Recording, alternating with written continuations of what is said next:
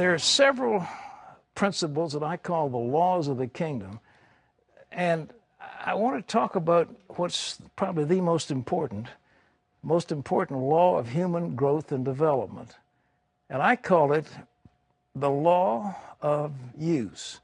The law of use.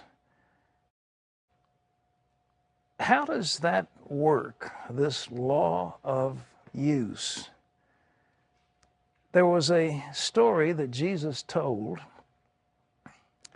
about a nobleman who called his servants to him and gave them certain sums of money, and then he went into a far country and he said, "You occupy with these till I come back." The first one, he gave 10 talents. To another one, he gave 5 talents. To another one, 1 talent. Now he says, "I'm going away, and I'm going to come back, and you occupy with what I've given you till I get back." So he left these people to their own devices.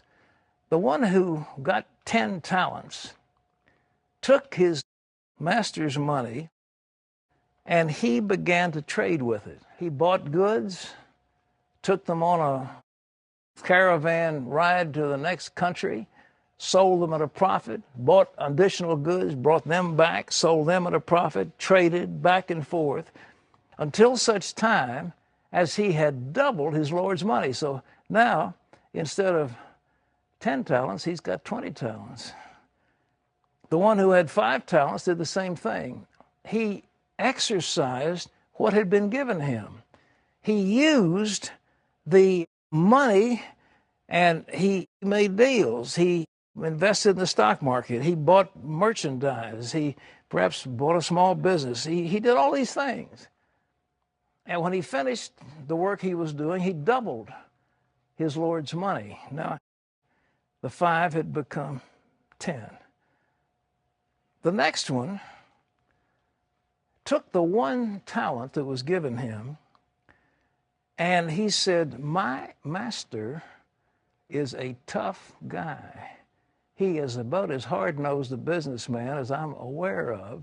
He said, "He gathers where he didn't straw and he reaps where he didn't sow.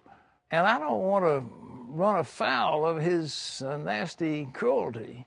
And so what I'm going to do is dig a hole in the ground and put that money in the hole, cover it up, and then every so often I'm going to come back and look at it, make sure it's still there.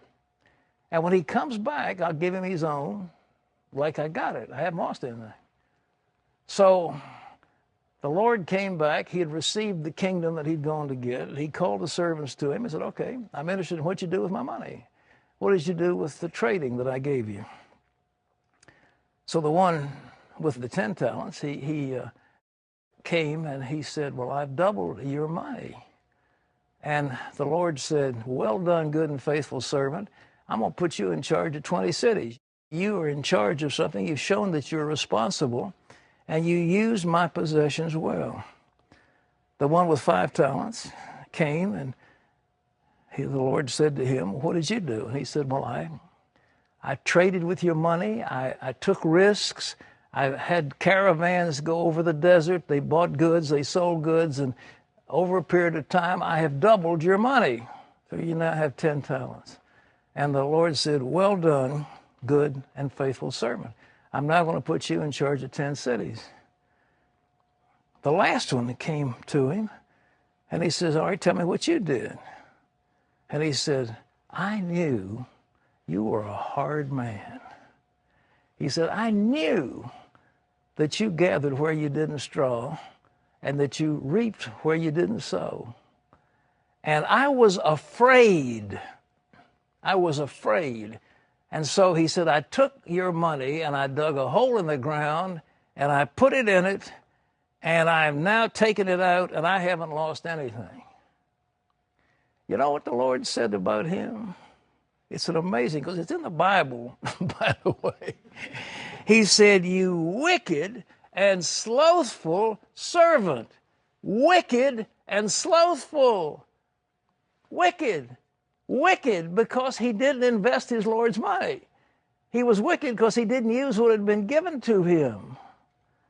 And he said, take that away from him and give it to the man that had the 10 talents. And there was a gasp in the audience. They said, my goodness, this other guy's got 10 and he doesn't have anything. You're taking it away from him.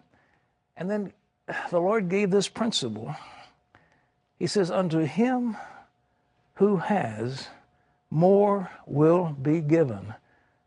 And he that has not, even what he thinks he's got, will be taken away from him. Now, I was looking at that and contemplating the full significance, and I was introduced to what is called the exponential curve, which is a mathematical phenomenon that is simply inexorable. It works in our world. And how does it work? Well, it's the law of compound interest. Baron Rothschild called compound interest the eighth wonder of the world. Why?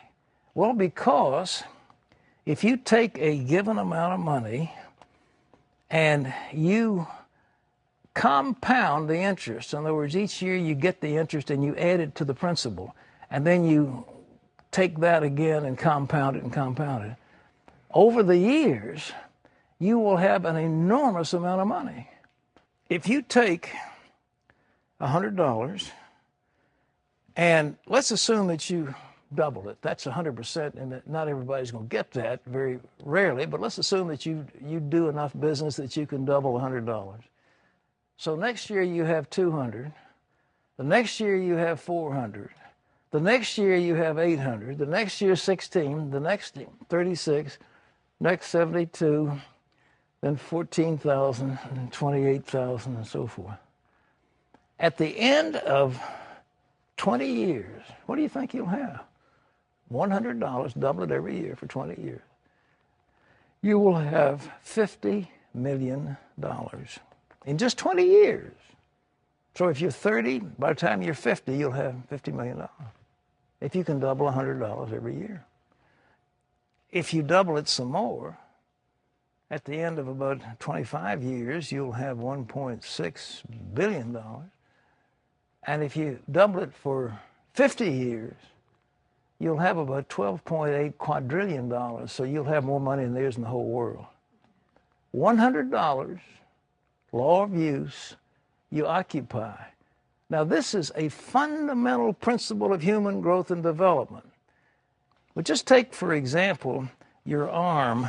Assume that you lift your arm, have a weight on your arm, and day by day or week by week, you add a little bit of weight. Say you're doing 5 pounds, and then you go to 7 pounds, and then you go to 10 pounds, and then little by little.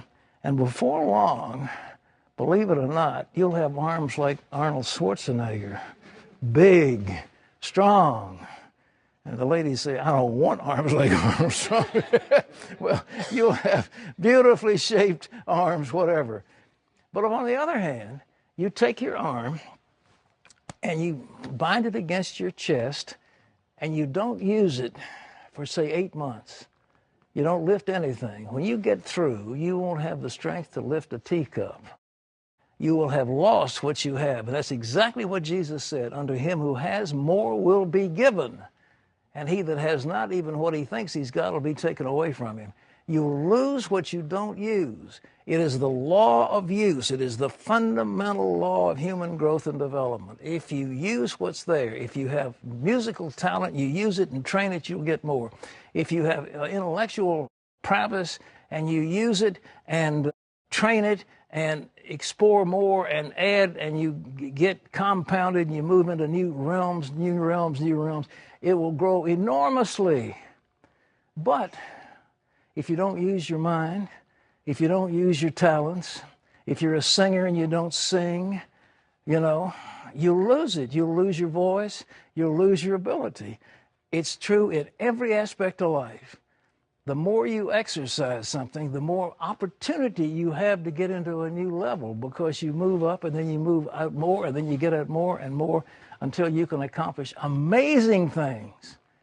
The law of use, the fundamental law. And this is a law of the kingdom, because Jesus Christ said, unto him who has, more will be given, and he that has not, even what he thinks he's got, will be taken away from him.